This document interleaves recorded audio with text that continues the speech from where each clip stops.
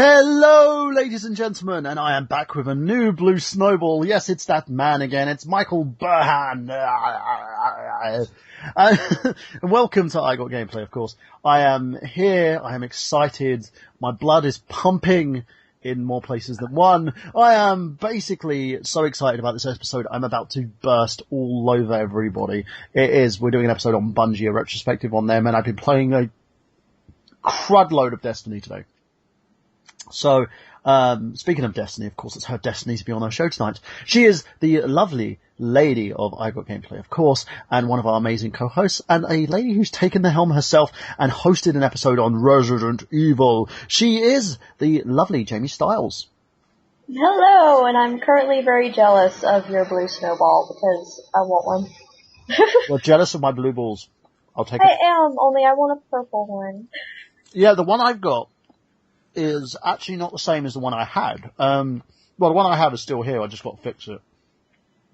This one is kind of a different one. It's a free channel blue snowball. They priced it as the same price as a normal blue snowball, and I think they mispriced it because it comes with this cool stand that makes it look like a recording studio mic. Ooh.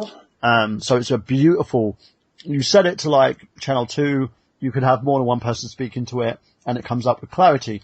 You set it to channel 3, and it encompasses the whole room.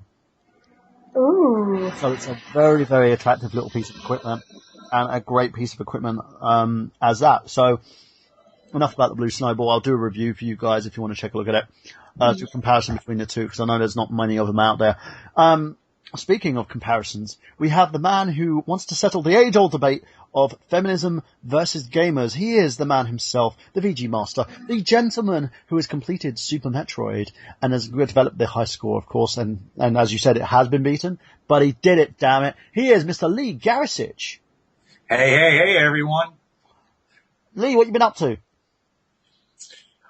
I have been eagerly anticipating the new album from Shinesparkers, the fan-made game for Smash Brothers. Did you get the new album from U2, which was forced into your iTunes account? No, because I do not use iTunes. Ah, clever man. Indeed. Well, I did, and I had it there. Apparently they created a new button saying remove U2 if you don't want the album. It's for free, people. Free's good. Free's better than pay money. How is it against the law whenever you download something for free and then all of a sudden they shove it down your throat and everyone's like, whoa, whoa, whoa? I think Apple were just like, people like free stuff, and then all the backlash come out was, we don't want this fucking shit. It's you too. But, yeah, exactly. And going on from that, ladies and gents, we're going to basically do some news. So let's do our lovely, lovely, lovely news segment, and we'll do it now.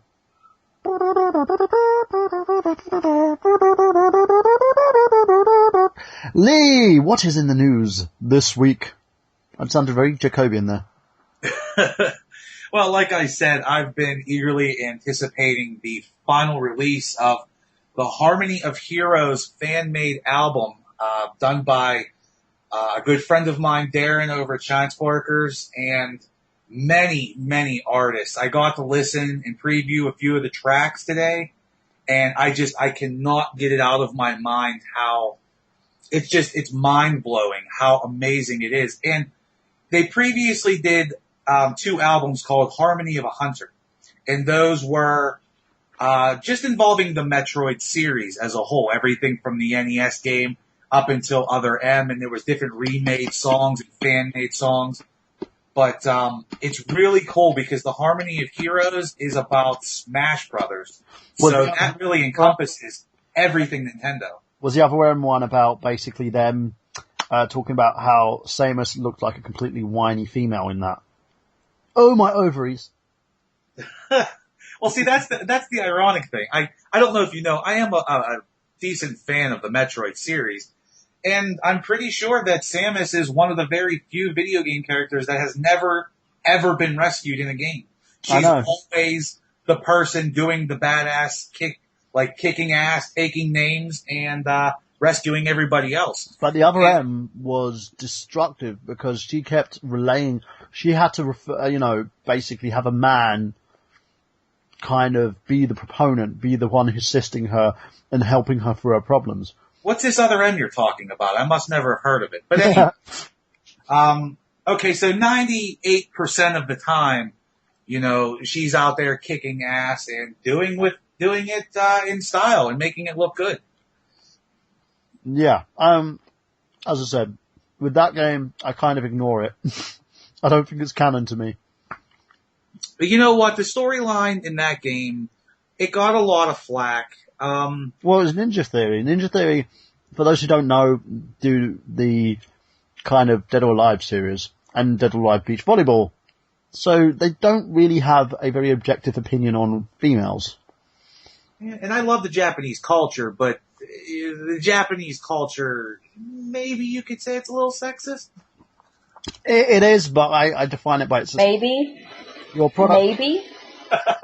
You're a product of your environment, and the problem is they have very lax laws in comparison. But I'm glad they actually I believe they pushed through a law, didn't they, to if anybody's caught like trying to take up skirt pics or anything like that, they will be arrested.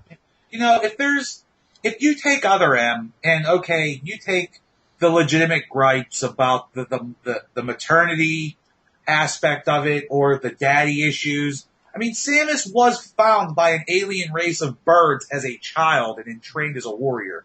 It's understandable she might have daddy issues. But if you take all the dialogue and the story out of Other M and you just played the game, it's a phenomenal game and people don't give it the credit it deserves. Yeah, I think for me, I love the Metroid series. The problem is, though, a lot of it is basically because of the fact that Metroid, for most people who don't know, the original game was actually released on the Famicom disk system. So instead of putting in passwords, you had the save game files that you could basically save onto these disks. And it never saw a release on the system itself because the Famicom disk system didn't sell well. Does that make sense? So it never managed to make the figures in Japan that it did when it was released on the NES. And when it was released on the NES, though, bad luck actually befell on it because of the fact that the game itself was released on near to the end of the NES's lifespan. That is really, it's one of the very interesting things about the Metroid series. It's one of those series that is a phenomenon in the Western culture, but in Japan, they can live without it. So that's why they're not really eager to make more, and that's why I believe they pushed it off. Not pushed it off, but they handed it to Retro Studios in the Prime series, which they did a wonderful job. But let me just say this. Retro, come on now. You did Donkey Kong. Let's see a 2D Metroid. I want to see it. It needs to happen. Again, that's basically just due to Nintendo if they want to do it or not, because I know they've lost faith in it after Other M, which didn't sell very well. And believe it or not, Metroid wasn't made by our lovely Zelda and Mario creator. I'm trying to figure out what his name was. Gunpei Yokoi, who is one of the most Gunpei Yokoi. He is one of the most prominent individuals in Nintendo because of the fact he created the Famicom system. He created Game Boy. He created the Game Boy. He created Game & Watch. Yeah, Game & Watch. Nearly every single system up until the Virtual Boy, which he then left the company, became a consultant. And he's no longer with us because he passed away due to a tragic car accident. It was a shame. He's still to this day sorely missed. He is, and he created some great little systems, including the Wonder Swan, which was actually the first portable system that allowed you to program your own games. And it was a direct competitor to Nintendo. Yep. Game Boy. And in Japan, it was highly sought after. Over here, not so much. It wasn't out long enough, sadly. Yeah. Now, speaking on that, let's go to Jamie. Have you got any news for us today? I haven't really been keeping up with the news lately. I've been trying to recover from Anime Weekend Atlanta last weekend. And been keeping up with Rooster Teeth's new series, well not really new, but Rooster Teeth's series Ruby. I've been catching up on that. So I don't really have too much to talk about, sadly. Well, I know, I'm a bad person. No, you're not. The news currently is that the PS4 sales continue to crush its competitor Xbox One. Now, NPD numbers in September have currently been released, but it looks like Sony has another whopping victory last month, despite important moves by Microsoft to try and put the Xbox One back on top. According to VG charts, Sony sold 178,000 PlayStation 4s globally, where September 14th, while Microsoft only moved 94,000. And again, guys, you have to understand that Japan, the Xbox is not a very popular console there. So, you can see the reason why those figures are so high. Because Sony has an entire worldwide market where Microsoft have everywhere but Japan, which is a very big slice of the market at the moment. Hence the reason why these guys are trying to actually release consoles in China. I believe they're going to be starting to soon. So what do you think of this, Lee? I would have to say that probably has nothing to do with the fact that Microsoft pushed the Xbox with the Kinect peripheral and then backtracked a year and a half after release saying, okay, you don't need it. And then developers found out that when you remove the Kinect, it actually enhances the performance of the device. So Microsoft essentially was pushing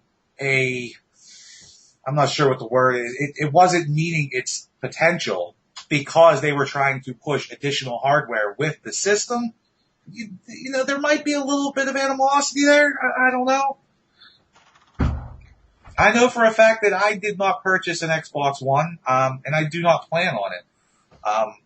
But if I was going to purchase next gen, it would be PlayStation, and I do think a lot of that has to do with the many flops that Microsoft had. Well, Lee, you currently own a Wii U, don't you? Yes, I do, and I use my Wii U very often, and I've been nothing but satisfied. But that means you own a next-gen console, because I know a lot of people are like, it's not next-gen. It's a next-gen console, so you do own a next-gen console. That's true, but in my mind, it just kind of goes without saying when Nintendo does something, they do it with a pizzazz and a finesse that you can't help but hopping on the bandwagon. Very, very true. What about you, Jamie? What do you think about this? Do you think this is a good thing? Do you think it's a bad thing? Do you think Microsoft have kind of killed their own credibility due to all the shit that John Matrick tried to do? Censor people and basically try to make downloads like the standard. Oh yeah, I think that Microsoft is essentially just almost committed suicide with the Xbox One. Yeah, I agree. Because of all the stuff that they put out was it E3 last year when they started putting out all the shit that you needed for the Xbox One, like everyone was making all the House 9000 jokes or whatever, where it's it's watching you and everything like that. And I think they basically committed suicide with it, and it's no wonder that PlayStation is taking off so much currently, and it's because everyone's pretty much scared to buy the Xbox One. Yeah, I think people basically feel that Microsoft are going to backtrack, and then especially with some people having issues with their Xbox One as well. Like I shared some news on the fact that Microsoft there was a problem with an update on the Xbox One. So it's a very, very weird situation, because of the fact that there was anything that couldn't have been done in a sense, in terms of if they marketed it properly, if they did what they were doing now, and learned from the mistake before they made it, I think they probably would still be number one. Because the fact Sony is struggling so much, and also I feel that the PS4 in a sense hasn't got as much sort of third party games as the Xbox One does. Because we're seeing all these re-releases. So it's too young to tell as well, because both systems are currently being supported by, games that are being remastered constantly, like The Last of Us and all these other titles. What about the interesting speculation that this could potentially be the last generation of consoles, at least for a long time, because of the prevalence of digital downloads and people trying to finger quote go green and all that stuff. Yeah, because that's possible apparently too. Sony are going to try and make their PlayStation Now platform the standard, and I'm worried about that because I think once they do that, it's the end of gaming as we know it. That's a shame, but then again, it's difficult to take, but we have to appreciate that things change, things move on. I mean, the last issue of Nintendo Power, not just being a Nintendo fanboy and, still having my copy of Nintendo Power Volume 1, but I grew up with all those gaming magazines, Electronic Gaming Monthly, Hardcore Gamer, all those I still have stacks and stacks of them, all them old magazines, and I loved that. That was a culture thing. That was part of the video game culture through the 80s and through the 90s. It was a huge part of it. And when that died off, that was painful. And as much as I hate to say it, actual physical collecting of games and such, that's going the way of the dodo as well. Yeah, and the thing is, I think if people like Sony and Microsoft get their way, it will be the end of, we'll basically be relying a lot more on platforms like Steam in a console-based form, and it will single-handedly end game collecting, as we know it. No one will be collecting for the next generation of consoles at all. I think Nintendo are scared of this, because they want to go digital, but they don't want to go digital, if that makes sense. They're kind of flopping and, chopping and changing on the idea of what they want to do. Well, Nintendo's very much like that. They're very much that niche. I mean, it's every 2 months they put out a different version of the 3DS that I'm like, shit, I should have waited. Yeah. And that's the thing. It's a difference of, ideals, and Nintendo has a different ideal in comparison to guys like Sony and Microsoft, so to speak. So let's move on from that and go on to our next bit of news. Smash Brothers 3DS sells out in Japan. Is anyone surprised by this? Not one bit. Jamie, what are you going to say? I said no. It doesn't surprise me in the least. Like, I know friends on Facebook who are going nuts. Like, they just got, the Smash Brothers or whatever. Yeah. And they're going nuts, and they want to, kick everyone's ass on it, and I'm just sitting here watching the feed and laughing, because it's really funny. I played it twice. I played it at EGX in Hyper Japan, so I had first-hand impressions of the game. I'm still holding out for the Wii U version. I'm going to get both, but I just don't want to get one before the other. I may just get them both together because I feel that I don't want to ruin the experience. Because I've got a funny feeling that whoever buys it on the 3DS is not going to get it for the Wii U. Yeah, I feel the same exact way with you there. I had to turn my phone off because of all the text messages I was getting about Smash Brothers, and I don't want it on the 3DS. I played the demo. I played the shit out of the demo. It's a great game, but I'm not really big on handheld gaming. I play it for the games that you have to play, like Between Worlds. But if I have the choice between playing it on console or the portable, I go with the console. But it does seem like I seem like I'm the minority here. I just want to buy it once, and I'm probably not going to play it that much unless I play online with my friends. I like the Smash Brothers games, but I like it more for being fan service Nintendo museums more so than actual fighting games, and I have more fun with the side games. I've always been terrible at it, and it's just something that never really grabbed me. Well, the thing is, when it comes down to this game, pretty similar to yourself, I'll play it, but I won't play it as much as everybody else would probably play it. I would probably use this as a game that I'll play locally with my nephews, my kids, but not on my own. Once I've completed the in-game, because there's no in-game story, which is kind of a downer for me. It bugs me about that. I think that in terms of anybody, as you're to any gamer, so to speak, who loves in-game stories, it's kind of a letdown that they took out the story mode because they were afraid that people were going to leak it again. Well, I don't want to ruin it for you, but I bet it involves a big white hand. Yeah, but still, it was a good story mode. I enjoyed that in Brawl, but once I completed it, the game kind of had no substance for me. What about you, Jamie? Do you agree with us, or do you think that there's a lot more to this game?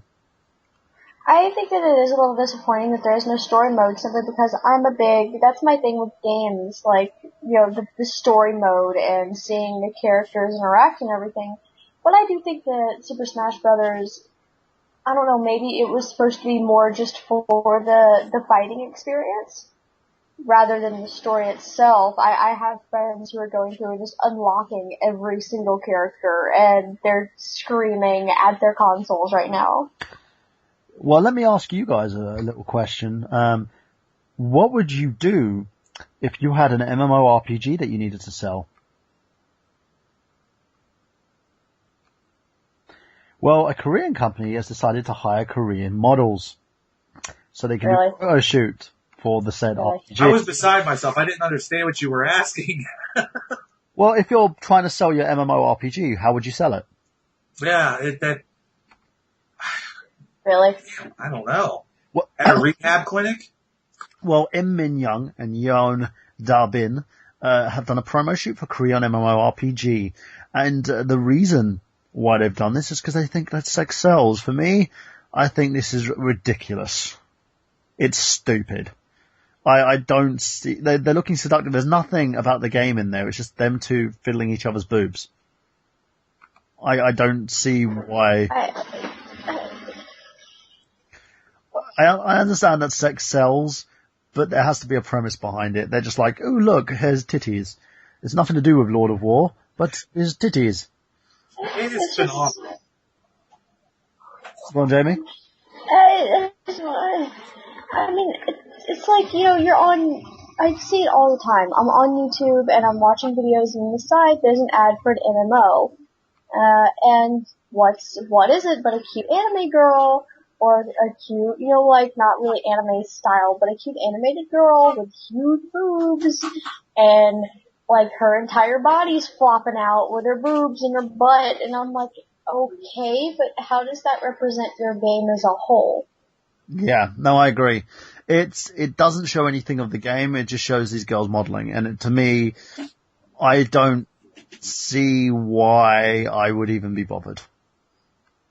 In my opinion. It doesn't, it makes me annoyed because the thing that promotes the game for me isn't the sexy girl standing next to the game, it's the game itself. I know these girls will need work. I understand that they're in a profession that their looks overcome everything else. I'm in a profession where it's mostly about looks, but I don't see it. Now in other gaming news, while this is more gaming peripheral, Netflix has signed a deal with Adam Sandler to produce 3 movies exclusively to Netflix, and they're saying the reason behind this is they've seen a lot of the user data, and the data actually detects that most people like to watch his movies. Even the new shit. Really? Yep. Were they high when they looked at these, ratings or whatever? I would have to see the numbers. That's I don't think it's that. I think it's kind of skewed because if people actually sat and thought, he put out a lot of movies. And even though they weren't, time-breaking gems, a lot of them were like, a 7 out of 10. They were pretty funny. They had their moments. And maybe because there was just so many of them, it kind of throws off the scale. That's what I'm thinking. That could be very true, simply because he came out with a lot of movies that most of them flew under the radar recently. Yeah, that's true. I didn't even think about it. Yeah, and I mean, to me, I'm not a huge Adam Sandler fan. I mean, I've watched a few of his movies, but I'm not one for extremely horribly stupid comedy.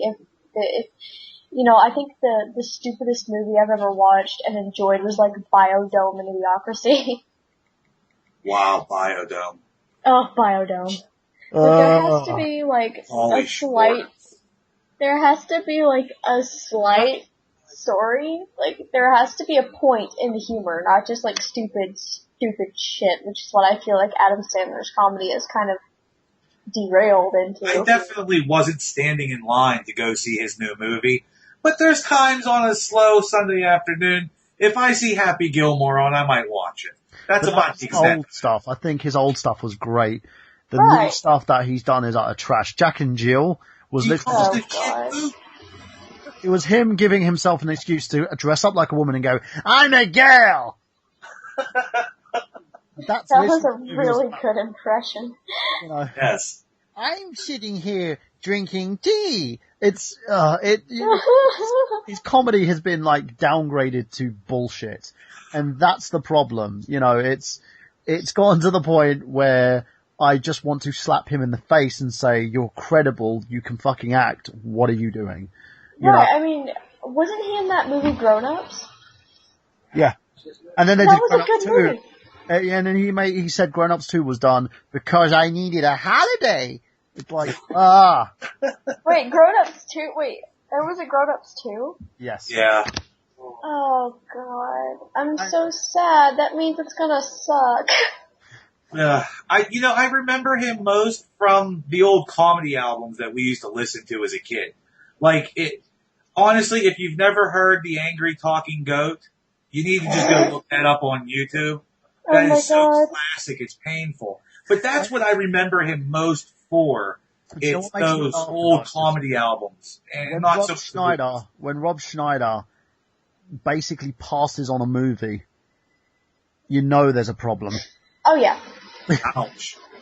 Yeah, he wasn't in the second one. But oh man, really? Yeah, I think even he got fed up with Adam Sandler going, "I'm going for a poop." It's what is? I did like. I don't understand what's going on right here, and it's like, fuck off. It's, as I said, it's kind of one of those things where I get annoyed by it, and you're right, Lee. I would listen to his old albums. I loved his old stand-up. Adam Sandler is very talented, and I've watched his movies like Punch Drunk Love. I loved 50 First Dates. It was a very romantic. Oh my god, yes. Have you seen Little Nicky? Yeah, and I love Little Nicky. I love Little Nicky. He was saying, "I think you're very nice." I will eat your heart. And it had, for those who are wrestling fans, it had the gentleman who played Zeus in it as one of his brothers. Yes. It was a fun movie. A lot of people hate it and revile it. I enjoyed it. I think it was a fun, upbeat take on something that hasn't been done before. But the problem is, he plays the same character constantly. It's either retarded Sandler or normal Sandler, I'm gonna sit here on a bike because I like bikes. That movie is a prime example of the list of, he has those movies. He has a lot of the 7 and 8 out of 10 average movies that are funny. They have their moments, but you kind of forget about it after the fact. Yeah. I mean, I think if anything, I think it was Click, showed that he actually he can act really well if they give him a chance, maybe try to get him out of comedy. Was a very good movie. It was like, toward the ending of it, when it started getting serious, I've never seen him act in anything like that before, and it was such a shock to me. I mean, the ending of the movie, well, okay, not the ending, but, when he's, like, dying or whatever, it was intense, and I'd love to see something more like that. I mean, it's like Jim Carrey. He's hilarious, but he branches out because he doesn't want to be typecast. Yeah, I think with Jim Carrey, though, he's kind of, him and himself and the people that he associated with kind of killed his career. I think his career is dead, in my opinion, because, he done an amazing job in Kick-Ass 2 and then chose not to promote the movie. Do you know what I mean? Actively, promoted against it or something like that because of the violence. But it got more butts on seats, so. You know what? I have to throw it in there. I do think Dumb and Dumber, the new one, is going to be funny. And I will see that just because of how much I enjoyed the original. I've never actually seen that, though I am a huge Jim Carrey fan. I've never seen Dumb and Dumber. It's a classic Jim Carrey It's a great movie. One of my favorites is Me, Myself, and Irene. Right.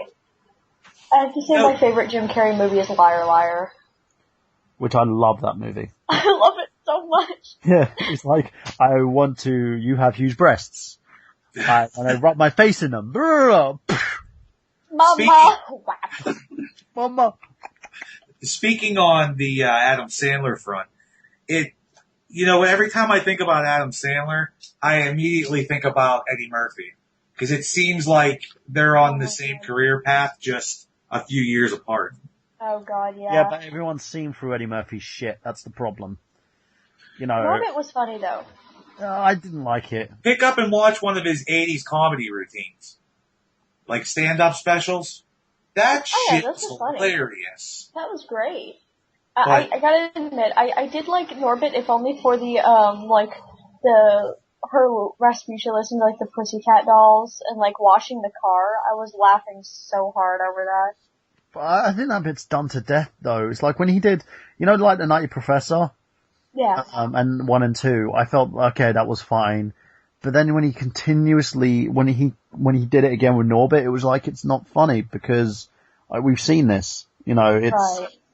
The joke's been done. You're just trying to tell the joke in a second in a different way, which it doesn't help. It was funny because it caught us off guard.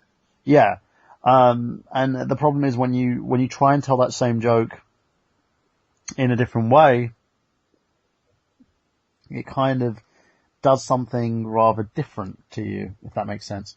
For me, I just felt it was boring, and I think every time he tries to do something, I will say I was impressed when he did Dreamgirls, because it shows his versatility. I liked his character in it. Apart from the fact that he kept doing this voice. Like, hey baby, you know I love you. It was like, why are you doing that? You sound like Ike Turner. What the fuck are you doing? Ike Turner, and what's truth got to do with it? But yeah, it's, enough about that. But in terms of this movie with Sandler, do you think Netflix is doing the right thing? They're watching, they're monitoring, and they're seeing the fact that people like certain programs, and they're creating more of them. And I think this is going to be the next wave for those to analyze data rather than Nielsen ratings, because they are actually talking at the moment that they're going to be utilizing Google to find what people like.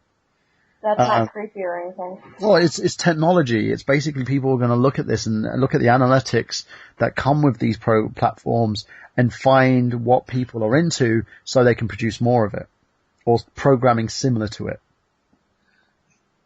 And the analytics is basically the word that describes every industry nowadays, where that's what everybody's going off of.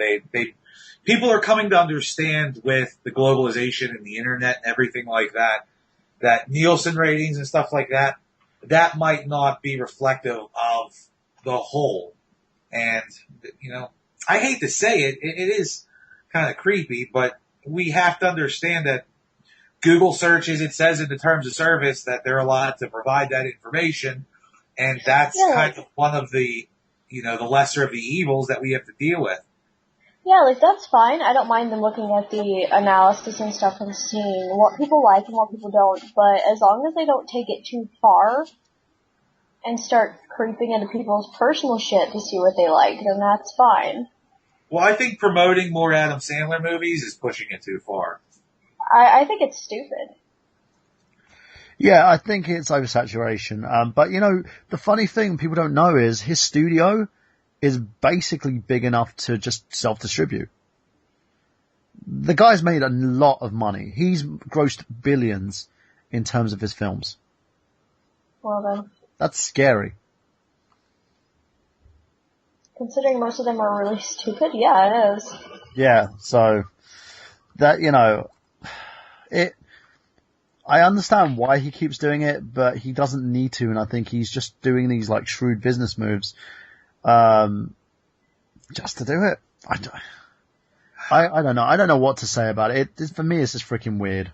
It reminds me way too much of like the video game industry, where it was wonderful in the beginning whenever they were targeting certain audiences, and there was a smaller group of people who really enjoyed these 5 things, and then now there's this very large group of people, and it doesn't matter if everybody plays Call of Modern Warfare or, whatever's coming out. But by pushing those out there, the numbers are just so astronomical that they gear more towards the majority, the general consensus, than the people who are waiting for the Metroid and stuff like that. Those people kind of get put to the wayside because they don't generate those reflective numbers. And that's the thing. I think this is going to be the way that the gaming industry may focus, and film may focus, and television may focus, because they're seeing a lot more of what's going on. I don't know. I don't know what to say. It's something that keeps happening. Some may see it as a good thing. I see it as a positive change, because it means that we're doing stuff, differently in a sense, So let's move on from that, of course. Let's go on to tonight's main topic, because I don't think we've got much else to say, because it's been a slow news week. It's mostly people reviewing and talking games, and talking reviews. So we'll go into a bit more about tonight's topic, which is Bungie. We've got a lot to cover tonight, so let's do it. We'll be right back, of course, guys, after this. You know we all die, but the goal isn't to live forever, but to create something that will. 2, 3, here we go. Infinite lives, we got infinite lives. Never say never, we're gonna live forever. Infinite lives, we got infinite lives. Never say never, we're gonna live forever. Yo, heard you only live once. Well, I'ma disagree, cause you can live forever and forever doesn't cease. Live through your creations and the people that you teach. So I live through my music eternally through the beats. First email says I'm digging that verse. The next 4 emails I'm missing that merch. You can't take it with you, and so I never intended to. Before my last interview, this is the gift I'm sending you. Never gonna die, no, we're never gonna die. You can hear my words in this song, it'll play on after I go. Never gonna die, no, we're never gonna die. You can hear my words in this song, it'll play on after I'm gone. Yo, heard you only live once, that's cool I suppose, but you can live forever through the songs you compose. Experiences you share, the highs and the lows. Experimentation with the flows, cause God knows she learned more about life from Pac's works than she ever could have gotten in church. Is that wrong? Living for that song, learning from that lyric and steering others from wrong. We living off love, never needing a meal. Full from the enlightenment and warmth that we feel. Yeah, overflow of emotion from chilling, chasing the girls to floating over the ocean and maybe changing the world. First 2 emails like, hey, that's hype. Next few emails, you changed my life. Even if I inspire and people call it untimely, all you gotta do is rewind me, cause I've got infinite lives, we got infinite lives. Never say never, we're gonna live forever. Infinite lives, we got infinite lives. Never say never, we're gonna live forever. They said you only live once, well I beg to differ, cause you can live forever through the feelings you deliver. From the first raindrop to the rush of a mighty river, I give you the bigger picture and leave a fissure open and full of hope and it's smoldering like a cauldron. Proceeding with caution will never fill your garden pardon. Everybody who doubted and left my memory clouded, I decided instead of complaining I'd do something about it. Forever's not a time, it's a place of a state of mind. No, they never gave me mine, I elected to stay behind. There's deeds I need done, pages I haven't filled, places I haven't been to, and stages I haven't killed, lives I haven't touched, and words I need to say. Tell me who needs forever when all forever's today. If I die, it's right on time, it's meant to be this way. Now tell me who needs forever, all forever's today. Come on. Infinite lives, we got infinite lives. Never say never, we're gonna live forever. Infinite lives, we got infinite lives. Never say never, we're gonna live forever. Never gonna die, no, we're never gonna die. You can hear my words in this song, it'll play on after I go. Never gonna die, no, we're never gonna die. You can hear my words in this song, it'll play on after I'm gone.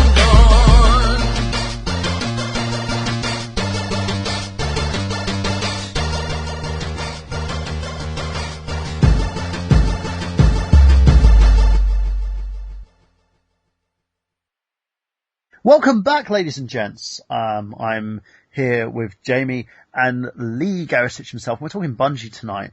Now, I want to ask you guys, what was the first Bungie game that you've ever played? Because Bungie has been synonymous with Microsoft, of course, being one of their head studios. They were the studio that they managed to invest some seed money into, and they had a very different kind of contract, because the contract was made so that Bungie could eventually leave Microsoft when they want to, you know, once their commitment to the Halo franchise was up. And, they allowed that to have a great partnership and make one of the best games that made the Xbox such an amazing console to buy. So let's ask you, Jamie, first. What was the first Bungie game that you've ever played? Halo 2? So, tell us a little bit about that. What was your experience? Oh god, okay, so it's really funny. Not really boyfriend, I guess you could say the first boyfriend I ever really had. He was kind of like the guy, I dated him for a little bit just simply because he was the first one to call me pretty. So, it was me and him and his two younger brothers, and we were playing Halo 2 on Halloween night, hyped up on sugar. And, So this was when you were kids then, because I'm thinking if that's an easy way to sort of like ask you out, I'll be like, hey Jamie, you're pretty, marry me. Actually, no, I was 14. You're a very simple young lady, weren't you, Jamie? Well, okay, I had really, really bad self-esteem. I'd never really been interacting with a male before, and no one had ever called me pretty. All of my guy friends had always been like, oh, you're a dork, you have glasses, you're so weird. And he was the first guy to say, wow, you're pretty. And I'm like, really? Well, no one's ever said that before. Beauty is skin deep, babe. Just saying. And so I'm like, no one's ever said that to me before. And so I was over his house, and plus I worked for his parents at this hotel, working a few hours a day, just cleaning. And so I was over there, and he's like, hey, have you ever played Halo? I'm like, no, I've never had the chance. Because I had a PlayStation 2, like that's it. And so I started playing Halo 2, and it was really funny. I ended up with the nickname Two-Face. Because, I leaned over to his younger brother, like the middle brother, and I said, hey, let's kill Brett. And he's like, okay. And so we teamed up, and we killed my boyfriend. Yeah, at the time.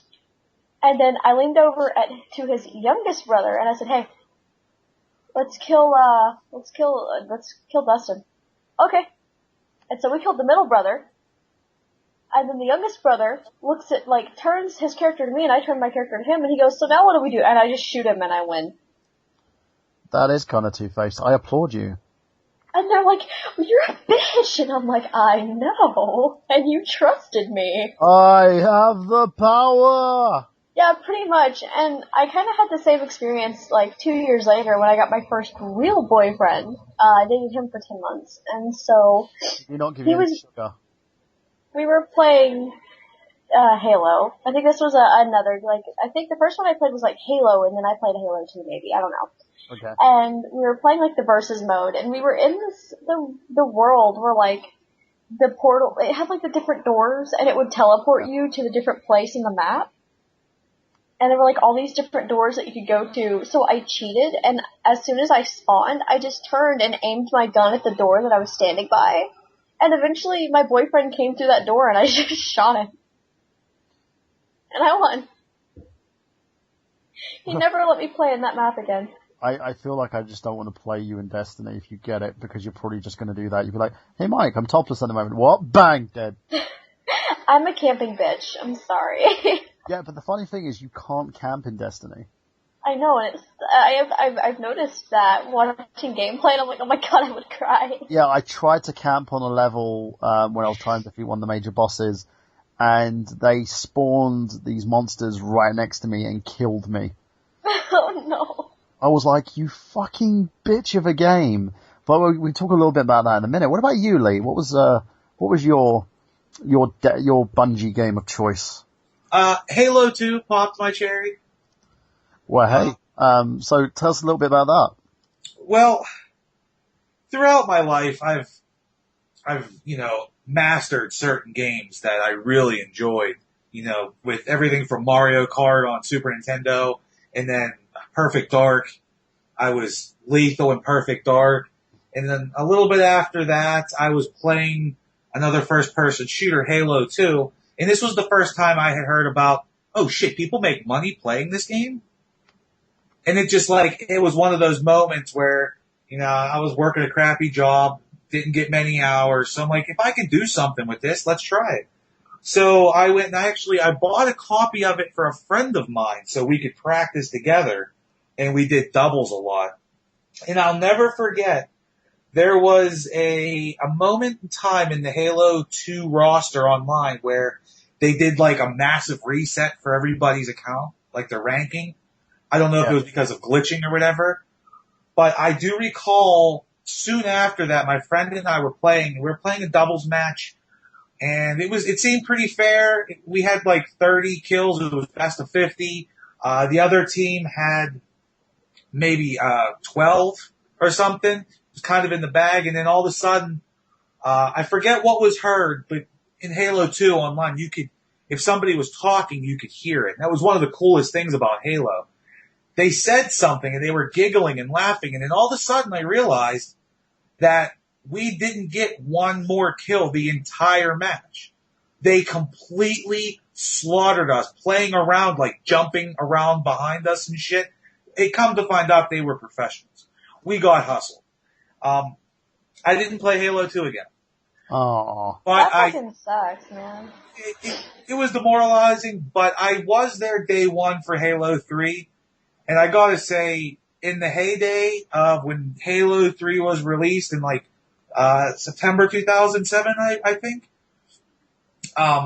those like 3 years, 2007, 2008, 2009, I really, really played a lot of Halo 3, and I had a lot of good times. It was a lot of fun. I was never overly good. I was better than average, but I had a really good team. And it was basically, it's the best first-person shooter I've played with the online multiplayer and the experience. Many others have come and gone, but I still look at Halo 3 as like the peak of the mountain where it was at its finest. Right. I would agree, because like Halo Reach, man, holy shit. I didn't play much, and I also played Halo 4. I didn't play Halo Reach, but I was still with the boyfriend that I dated for 10 months who really liked Halo, and I'm still in touch with him. We're still friends. But man, that game sucked ass from what I heard. No one liked Reach. You know what Halo 3 they don't talk about. And this is one thing that people don't seem to look at. Halo 3 had Rocket Race. Right. Like Forge mode. That was just, it was an endless sandbox puzzle game where you could do whatever you want. I built my own puzzles, and like, it was like a puzzle game where you had to go through and solve it, and people made the racetracks. There was so much you could do. Yeah. There was a lot you could do with Halo 3, and it was just, I did play a little bit of Halo 3 over at an old friend's house not too long ago, a few months back. And basically they set me up with it, and they just laughed because I'm terrible when I'm first trying to figure out, well, okay, I'm terrible at games anyway, but I'm really bad with first-person shooters because I can't shoot at all. And number two, I've never really played on that console before. Like, it was on... rough. Yeah, and so I'm sitting there, and I'm like, they leave me alone, the guy leaves me alone for like 5 minutes. He goes to change, and Colin's sitting there watching me, crying, laughing. The guy comes back, and he goes, how the hell? And I've got one of the vehicles. I'm not sure if it was a Warthog or not, but I've got one of the motorized vehicles up a staircase, stuck in a window. And he's like, how did you do that? And I'm like, I don't know, but I can't get out. And I was like crying, laughing, and Colin is like, I love you.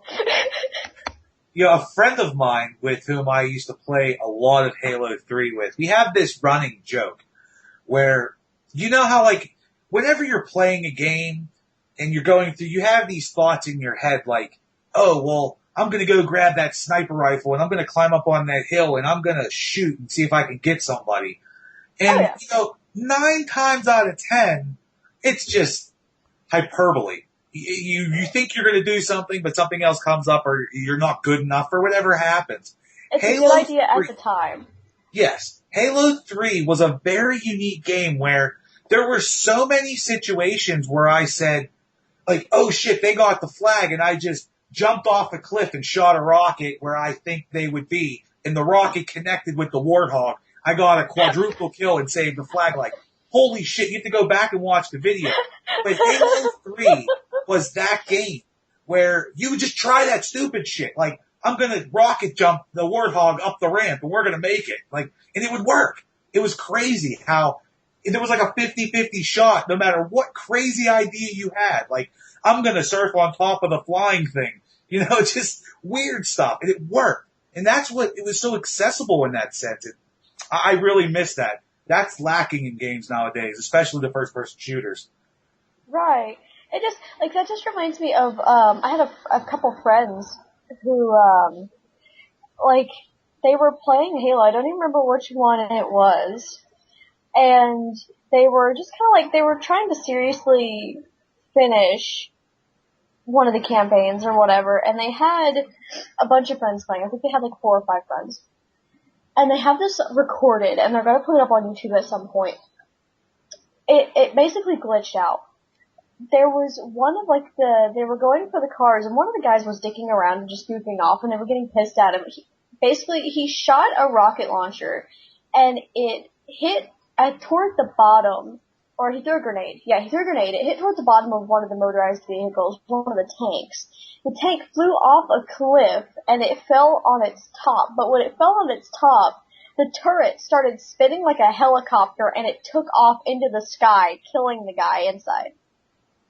That's Halo 3.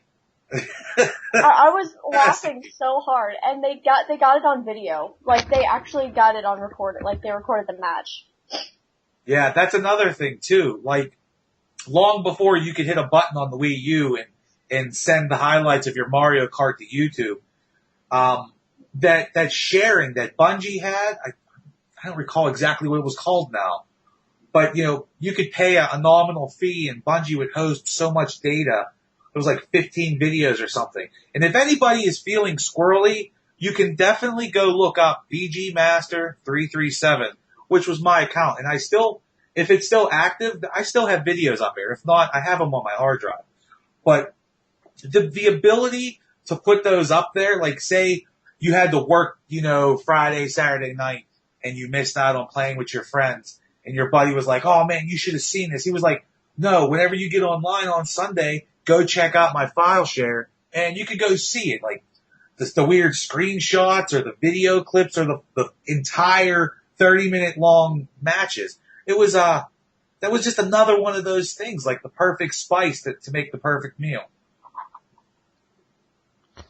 So let's go on to a little bit about who Bungie are, of course, because in 91, the software production company were University of Chicago student Alex Seropian, and later brought in program Jason Jones after publishing Jones's game Minotaur: The Labyrinth of Kret. It was based in Chicago, Illinois, and the company concentrated primarily on Macintosh games. Now, during this early years, they created 2 very successful video game franchises called Marathon and Myth. That's why I asked you about Myth. So there you go. Bungie and Myth have a link there. A West Coast offshoot produced the PC console title on. Microsoft acquired Bungie in 2000. A project it was working on was repurposed into a launch for titled Microsoft's Xbox console. It was called Halo Combat Evolved. Now, Halo became Xbox's killer app, selling millions of copies, spawning $1 billion franchise. Now, on October 5th, 2007, Bungie announced that it had split from Microsoft and became a privately held independent company. Now, Bungie LLC, Microsoft retained ownership of the Halo franchise IP, so it's basically them saying, you know, we had to say goodbye to our baby and go on our own way. Now, among Bungie's side projects are Bungie.net, the company's official website, includes the company information, forums, statics tracking, and integration of many of its games. Bungie.net also serves as the platform from which Bungie sells company-related merchandise out of the Bungie store, and it runs other projects including Bungie Aerospace. It's a charitable organization where Bungie founder and a podcast and online publication of games topics. The company is known for its informal, dedicated workplace culture and recently signed a 10-year publishing deal with Activision, and the first project together in 2014 was the first-person shooter known as Destiny. Now, let's basically talk about, because we've talked about the Halo franchise, of course, or some of the Halo games. Let's talk about Marathon and Myth. So we're going to go into detail about these games a little bit for you guys out there. and tell you why Bungie was so successful, because they went from developing kind of point-and-click adventures, in a sense, in terms of what Myth was, to, they had the first-person shooter Marathon, of course, as well, but it was more kind of point-and-click applications for Mac, to moving on to kind of a console-based platform. Now, the Marathon trilogy was a science fiction first-person shooter video game series. It originally released on Mac OS, and the name Marathon is derived from the giant interstellar colony that provides the setting for the first game. The ship is constructed out of what used to be a Marathon satellite, Deimos. The three games in the series Marathon, Marathon 2 Durandal, and Marathon Infinity are widely regarded as spiritual predecessors to Bungie's Halo series. The game itself has also had its amazing kind of multiplayer ability. The Marathon trilogy received wide praise for the multiplayer mode, in which unique, and that it not only had several levels specifically designed for multiplayer, as opposed to contemporaries that used to modify single player levels, but also because it offered unique game types because of the deathmatch. And games can be free for all or team ordeals, and can be limited by time, number of kills, and have no limit whatsoever. So the hoster game has the option of setting penalties, suicides, and dying. Once dead players cannot be revived for a certain amount of time. The motion sensor which displays players' enemies in yellow squares and teammates as green ones can be disabled, and the map is able to show all the players in the game upon preferences of the host. Maps can be played with or without aliens, and also the difficulty level on each game is preset to the Gatherer. Has anyone played the Marathon games? I haven't, no. Right, I downloaded the, I think it was they remade it, or maybe it was a direct port on the Xbox 360. I did not beat it, but I did play a good bit of it, and I do see where a lot of the elements in the later games came from. I can see why they felt it was more successful than their previous titles. It's not in my top 10 greatest games of all time, but it's definitely something to experience. Well, did you know that Marathon 2 had a code in it which could basically break your Mac?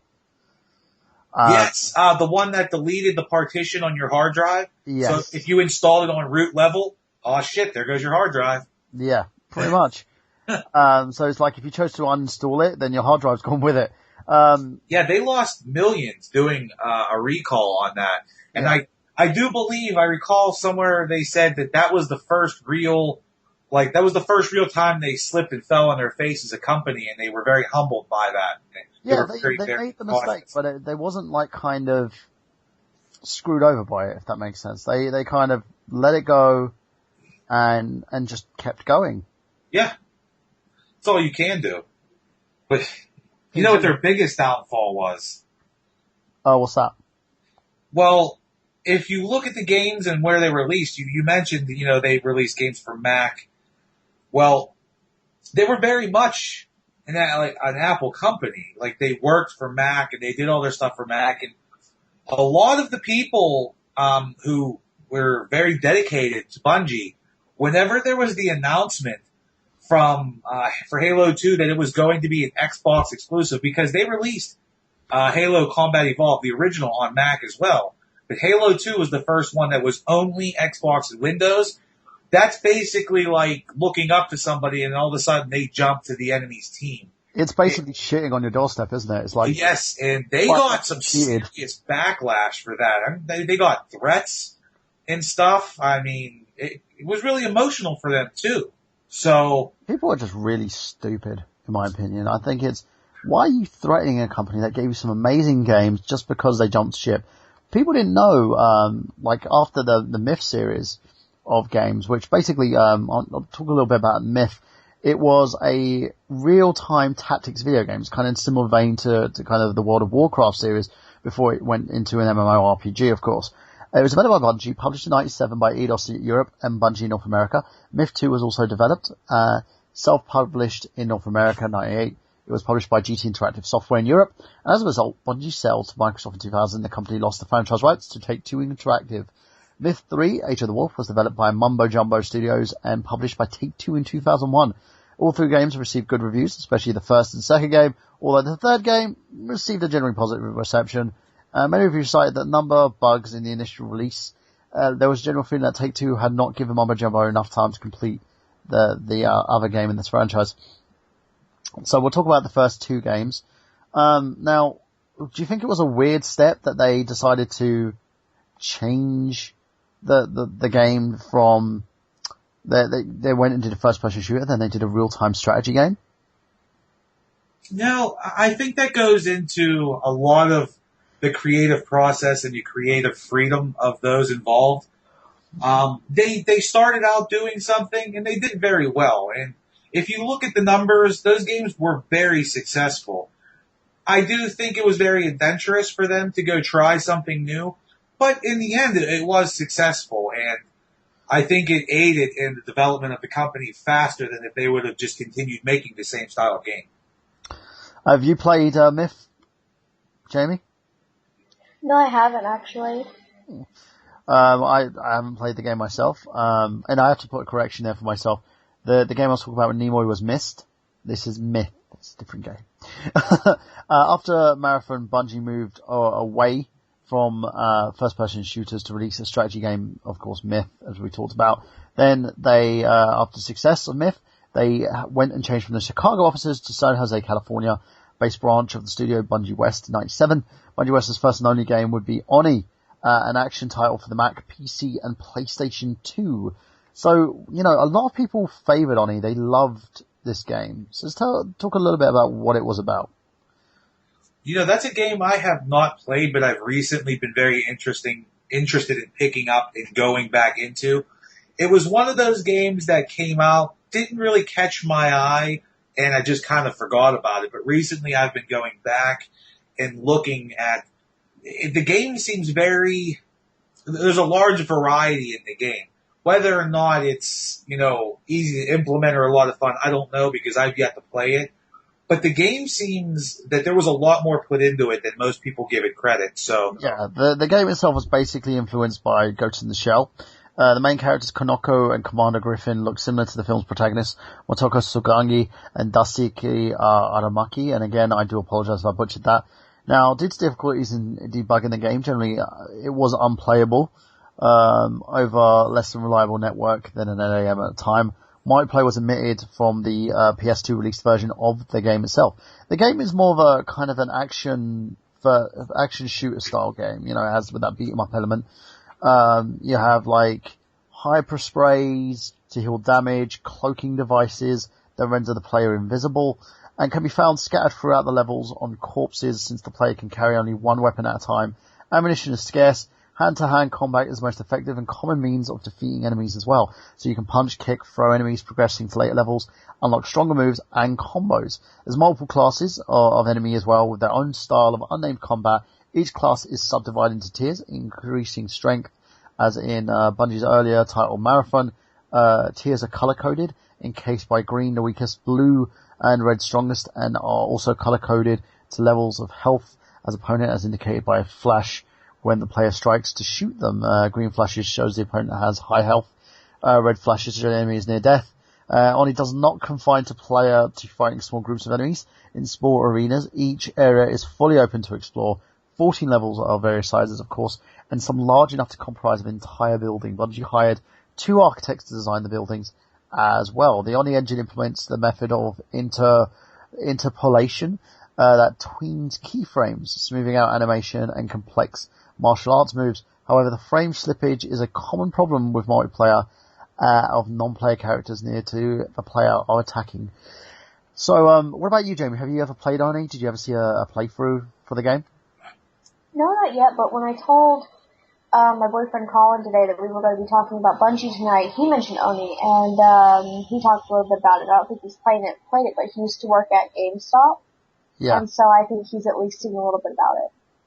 So, in terms of like that game, just having them kind of go from one element to another, it's kind of, it works in its own kind of way, because they played themselves as very versatile. They didn't just stay to one element.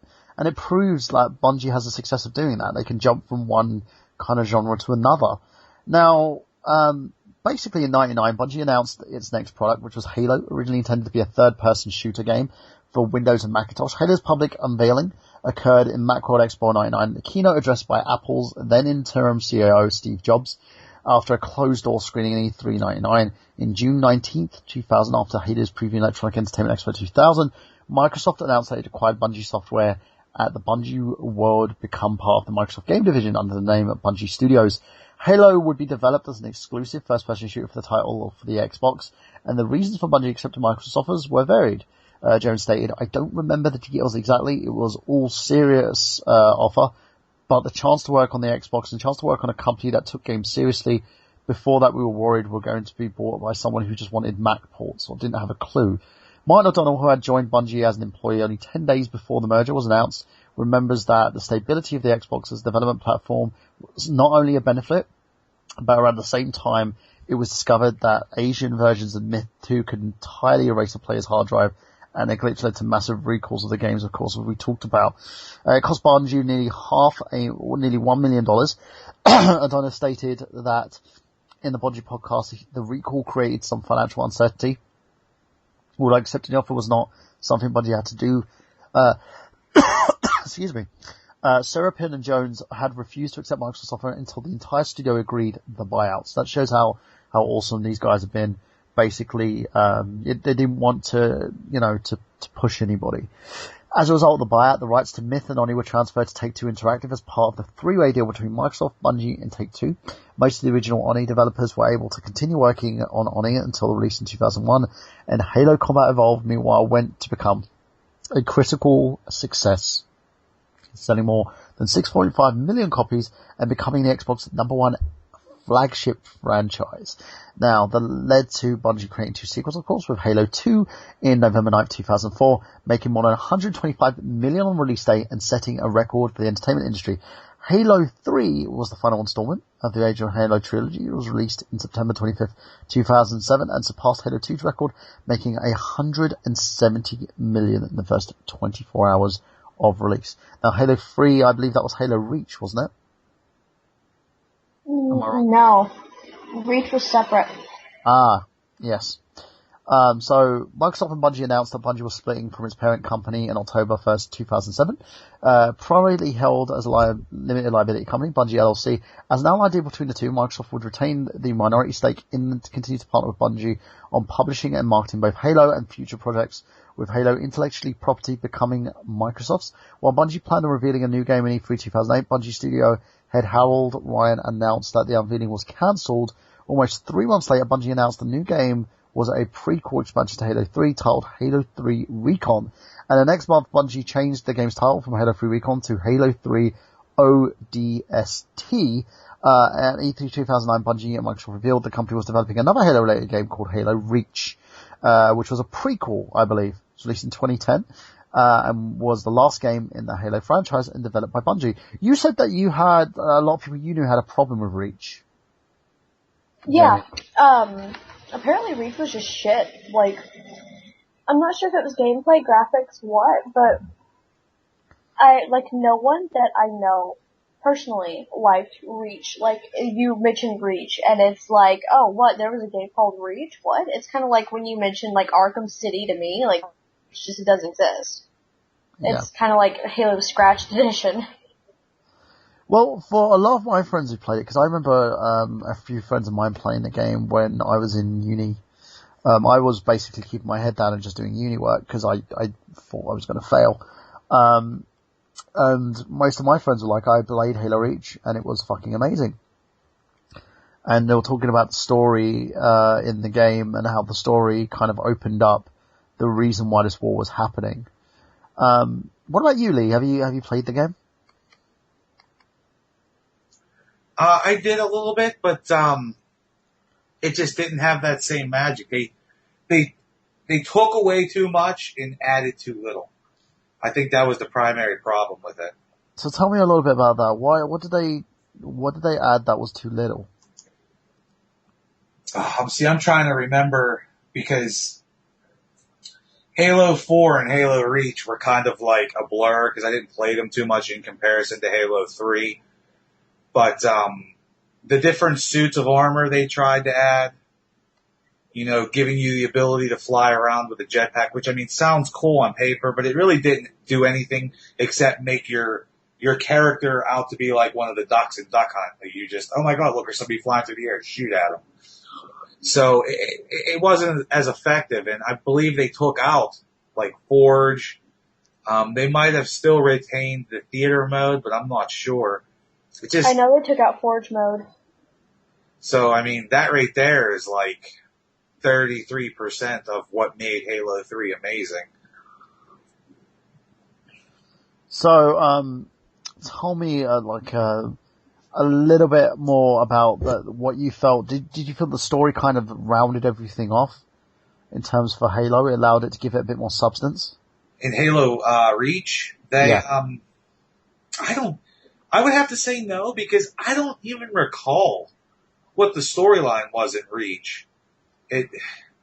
I want to say, I don't remember which one, if it was Halo Reach or Halo 4, but one of them, the story that I remember just kind of got really depressing and everybody just dies. It's supposed to be like a prequel. So I mean, aside from that, I don't even recall what the other one's storyline was. So obviously it wasn't that memorable. So let's move from that one then and talk about their new publishing deal. Now, Bungie basically, they went from being this big entity with Microsoft to becoming an independent company. Now, what they did was they moved to a new studio, like the part of development project. Bungie continued their expansion. They went from being this 120 employee strong studio with Microsoft to 165 employees in June 2009. They outgrew Microsoft Studios development, and they basically redesigned a former multiplex movie theater in Bellevue into new Bungie offices with 80,000 square feet, replacing the 41,000 square feet, 3.8 million the company occupied previously.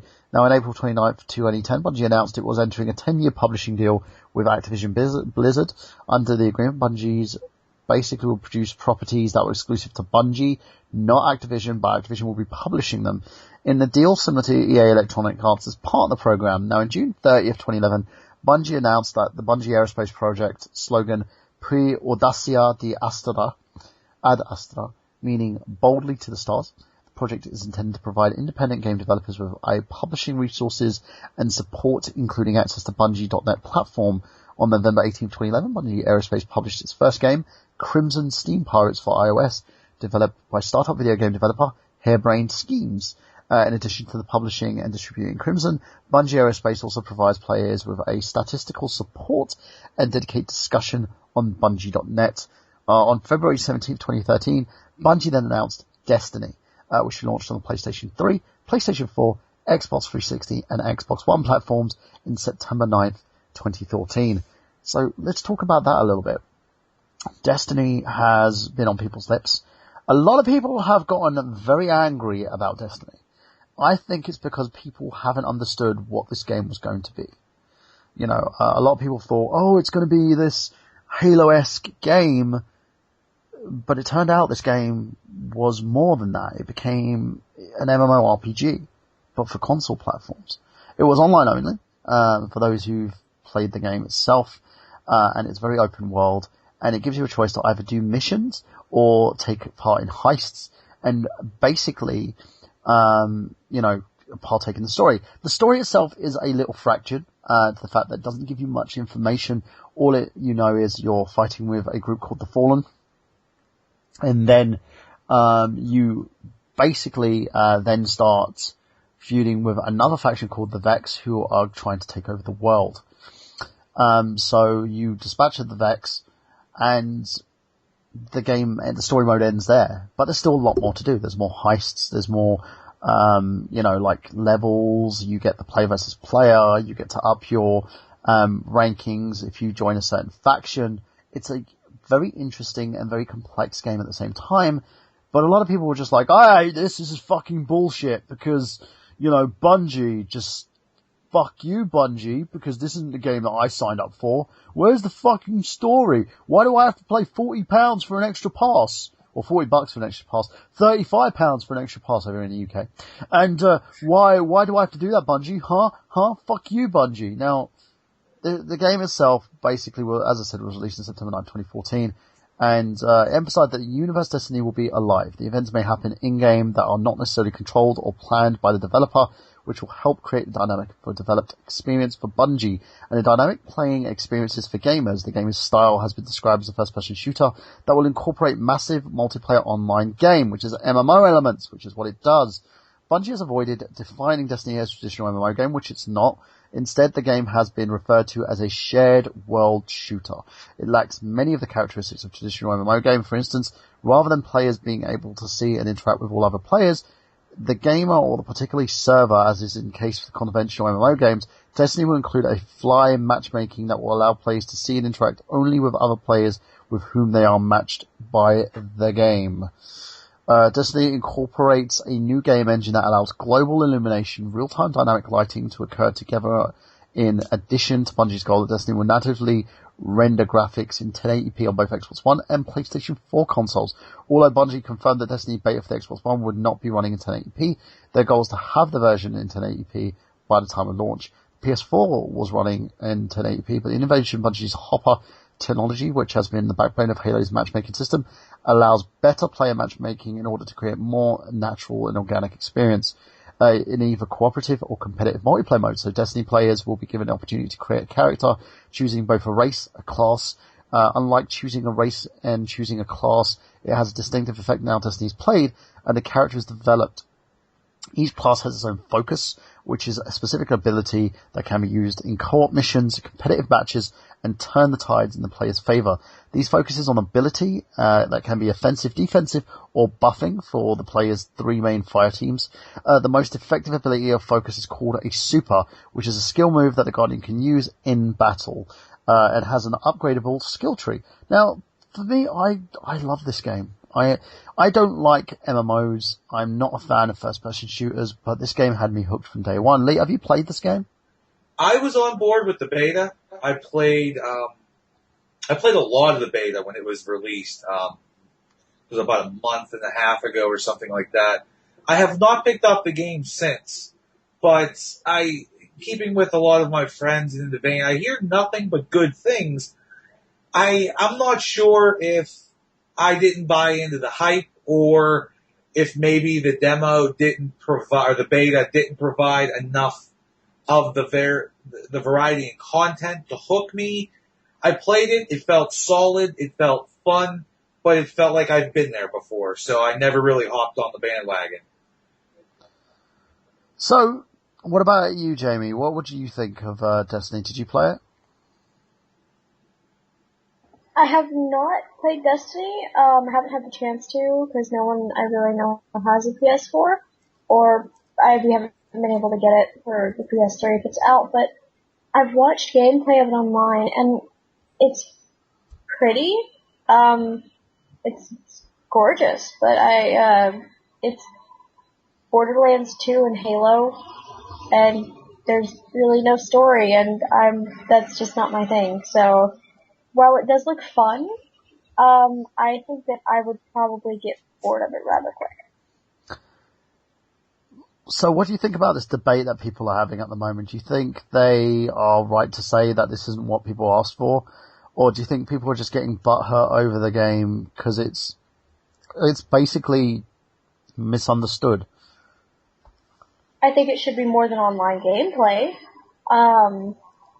Because unless I'm completely wrong, I've heard that you can't play it unless you're online. Yeah. Is that true? Yeah. I think that's bullshit. I don't think you should have to be online to play it. I think it should be an option, and a good option, to be able to co-op with others and expanding, kind of linking players together, but also, you can't, if you have a PS3, you can't play with PS4 players. Yeah, that does bug me. Right. My friends have it on PS4, and I can't play the game with them. Right, and so there should also be a fact that, you don't have to be online to play it, because some people don't have online gameplay, and I think that's really cutting some people out. Yeah. That's why I think the big thing about this is like the comparison I would put it to is Final Fantasy XIV. That has cross-server play. You can play it on the PS4, PS3, and it also has a PC kind of platform as well. And all those servers can link into one, whereas the PS4, not so much. And it annoys me. It really does. But it's one of those things that I think I understand you can't connect with Xbox players. Totally understand that.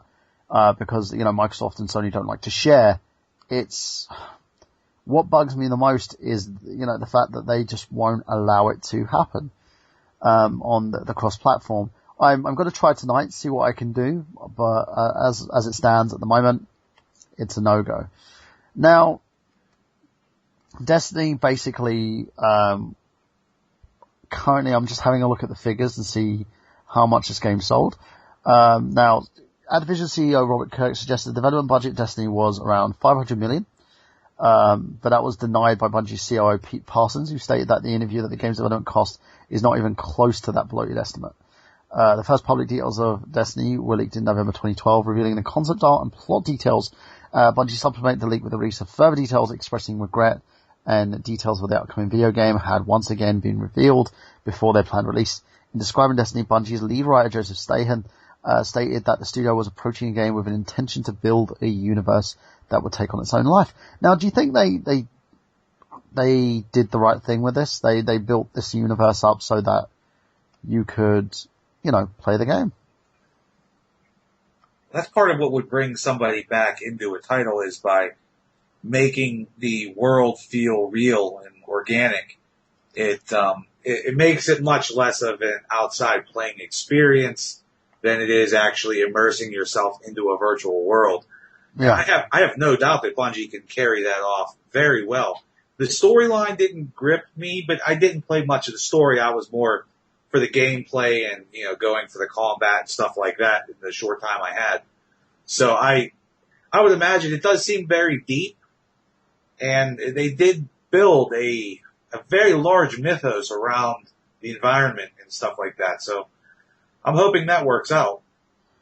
Yeah, me too. It's kind of annoying, the fact that, you don't get all the information, because when you start a game, you expect to start and finish. Yeah. And you don't get all that information. You're just like, what the hell am I supposed to be doing? What do I do next? But the thing that offsets that is the fact there's so much more to do. There's never, enough to do in this game. There's so much more you can do and that you'd want to do in this game. And it shows totally. It builds it up and it takes you to that, the next stage of what you're supposed to be doing. But I haven't had an issue with it. I love this game. For me, I'm going to do a review on it with a few friends of mine. I'm not going to say what the review is and who's going to be doing it with me, but I will say that hopefully it's going to be out this Sunday, because I'm on a deadline, of course.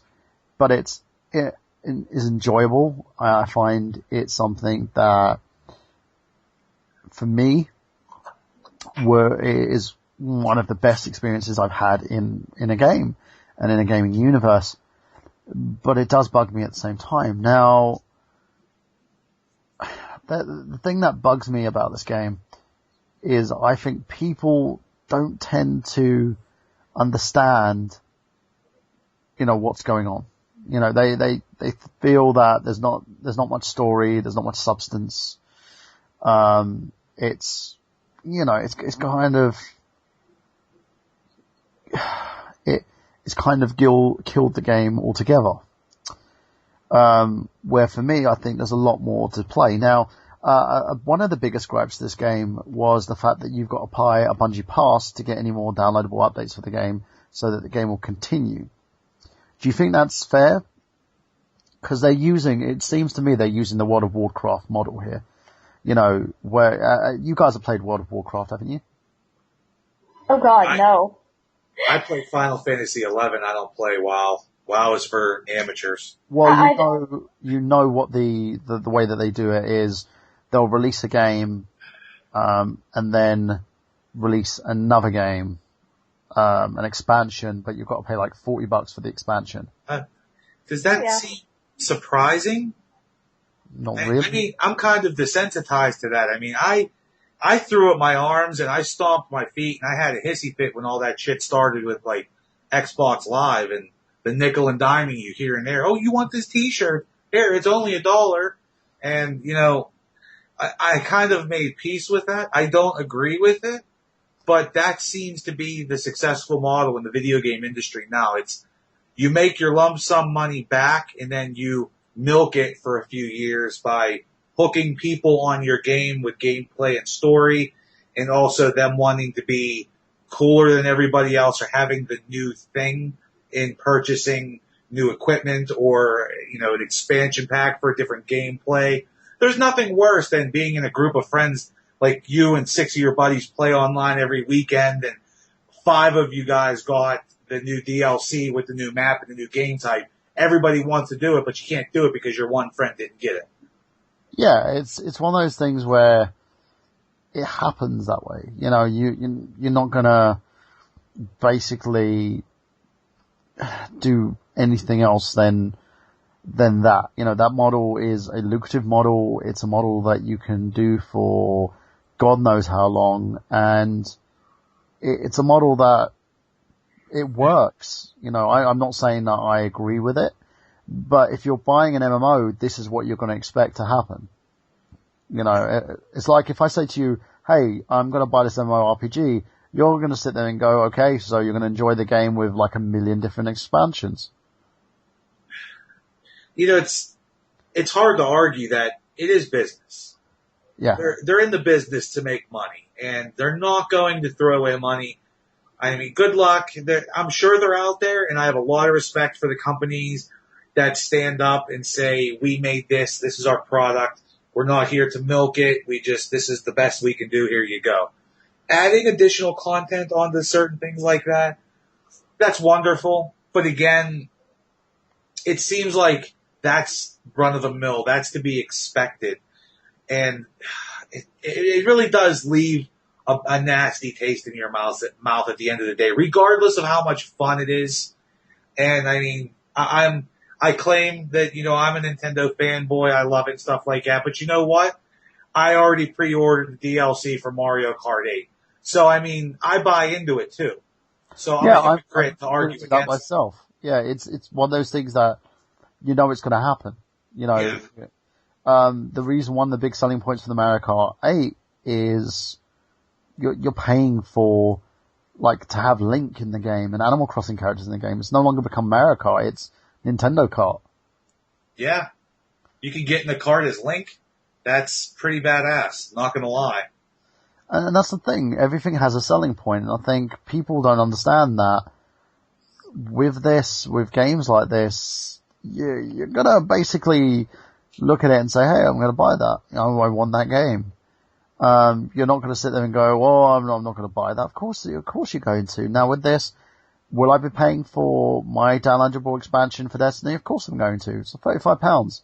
You know, it allows me to kind of improve, you know, gameplay on a game that I haven't played, like, too often. That I've been playing 18 hours of it so far, actually. But do you know what I mean? It's a game that I haven't had the pleasure of completing because it's not complete yet without, you know, I've got 10 years to complete this game.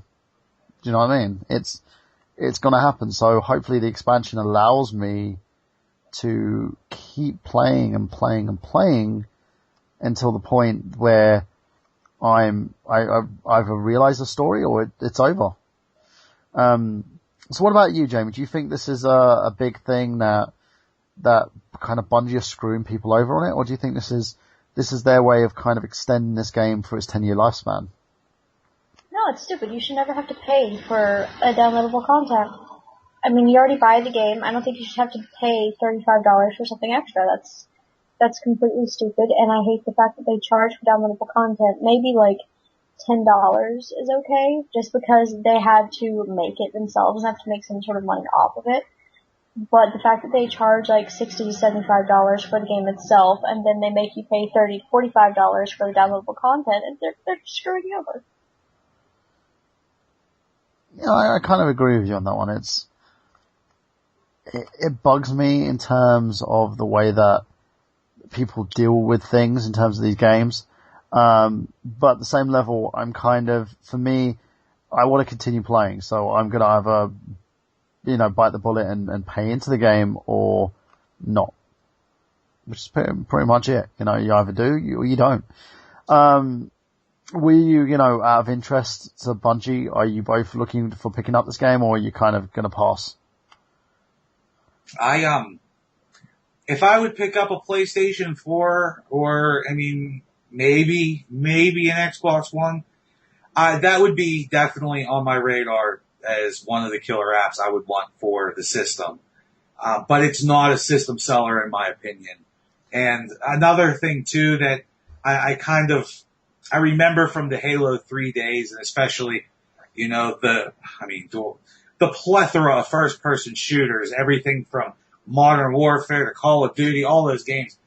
Those games are a lot of fun if you jump in at the beginning, you learn the game, you kind of grow with the group of people who play the game. You might not be as skilled, but at least you understand the things that are going on. You notice the different tweaks and glitches. You know where not to run because 5 seconds after the start of the match, a grenade's going off at that point. You learn those things. So it's very difficult to jump into a game like that after the fact.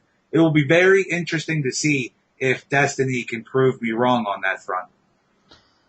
I agree. In my whole ideal of this, the whole idiom behind this is you're going to get some amazing gameplay and amazing experience with this game, and Destiny has done that.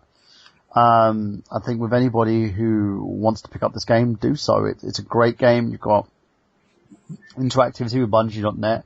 There's such a different way of leveling up as well in the game, for the fact that you get to level 20, that's your cap, then you have to get certain armor, like light armor, to bring yourself over the level 20 mark, and then you've got to level up using legendary armor, like exclusive armor, which brings you over to level 30. So you've got a lot of things to do, and they don't allow you to grind and get to a certain level where you're going to beat everybody.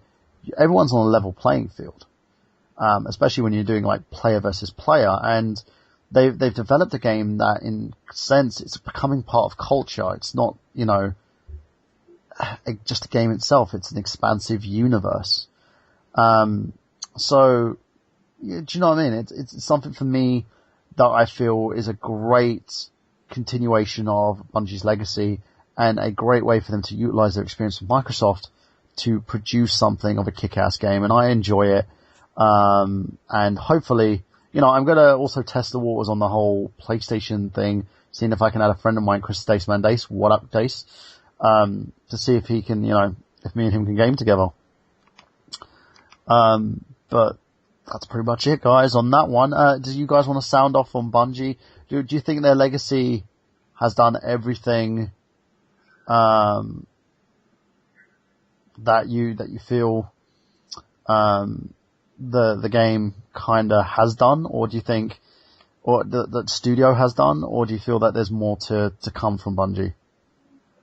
Well, I do feel that, Bungie as a whole I hold them up there with very high regard, that they've made a few mistakes, but they've really added a lot to the games that they've created. They bring a lot to the table. I have a lot of respect for what they do. The only real iffy situation that I could even create with Bungie would be the few years after Halo 3, where it kind of felt like they had to meet a deadline and turn around a new Halo game for Xbox to sell. It kind of felt like that. But that has not soured my taste for Bungie in terms of Destiny and my expectations for the game. I've heard nothing but wonderful things, and I do think the company is moving forward, and they're holding a very high, they hold in high regard their legacy of interesting titles with a variety of gameplay, and that Bungie touch that it might not be as powerful as the Nintendo Touch with what they do to their games to make them just fun. Bungie still has that magic, and I think Destiny is a prime example of that. What about you, Jamie? Have you got any words to sort of sound off about Bungie?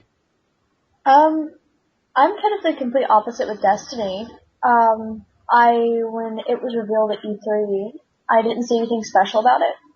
I didn't understand why people were getting so excited. I mean, besides the fact that it was Bungie. Yeah.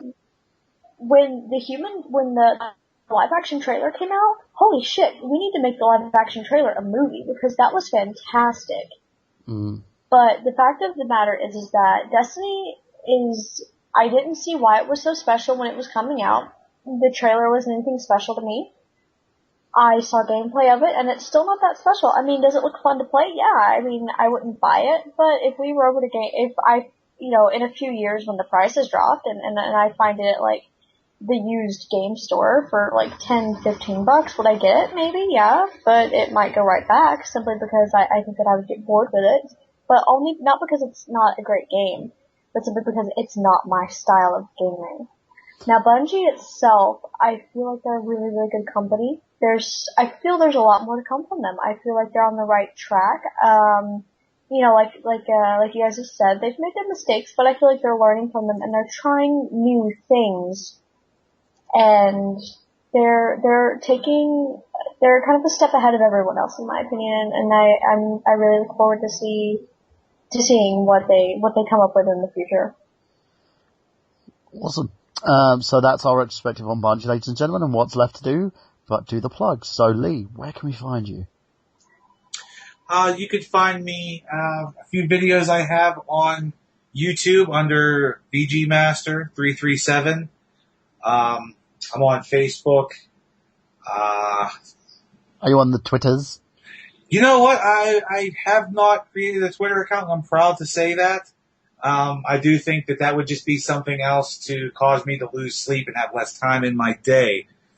I would like to mention, though, again, to anybody who's interested in video game music, the Harmony of Heroes album was released, and that can be downloaded at harmonyofheroes.net. That went live actually during this podcast, so definitely check it out. You can download the music and listen to it. They're a great bunch of people, wonderful artists, and that's what I'll be doing with the rest of my night. And last but not least, you guys can check out the I Got Gameplay podcast and everything else at nerdgenius.com, which is www.nerdgenius.com, RetroAnlim, of course, at retroanlim.com. And we also have a page on the RetroAnlim network. It's facebook.com/RetroAnlim network. We also have our own page, facebook.com/I Got Gameplay, and also facebook.com/nerdgenius. If you're going to be seeing a lot of me. Hey, I didn't get my plugs, dude. Yeah, but you don't need a plug. I'm joking, Jamie. You're also basically going to see, among other things, I'm going to be at the Play Expo in Manchester on the 11th, the MCM Expo on the 25th. So if you're going down to either of those expos, come and say hello.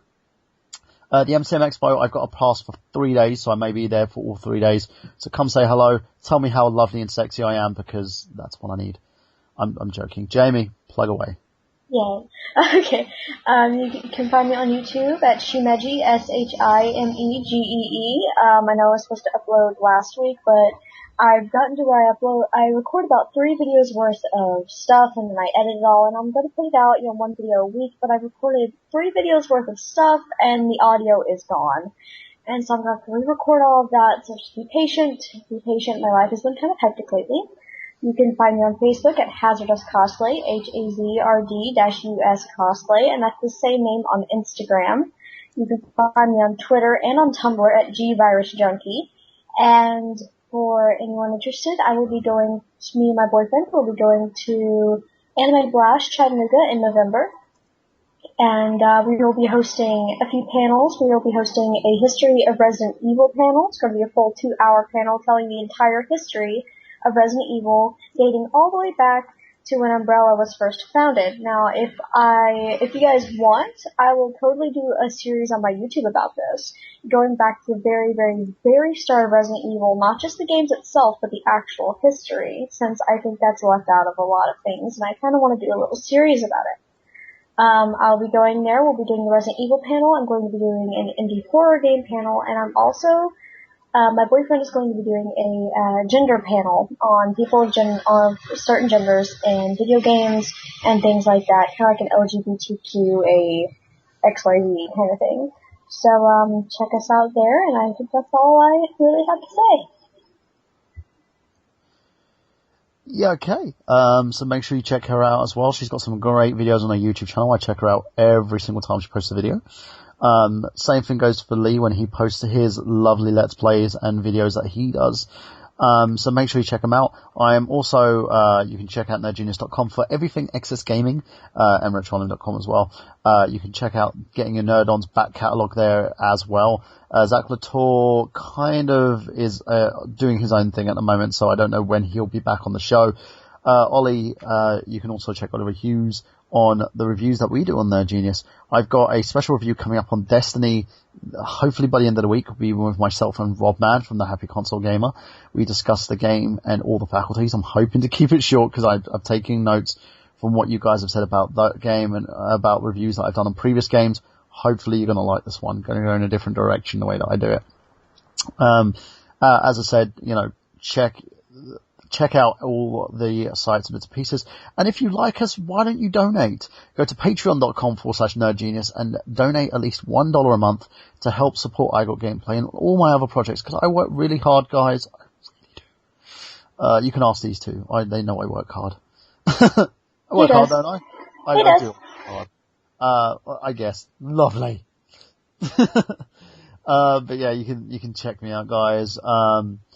Check out Zach Latour. Check out Xander Scully on Excess Gaming Podcast as well. He did a very great episode of the Excess Gaming Podcast.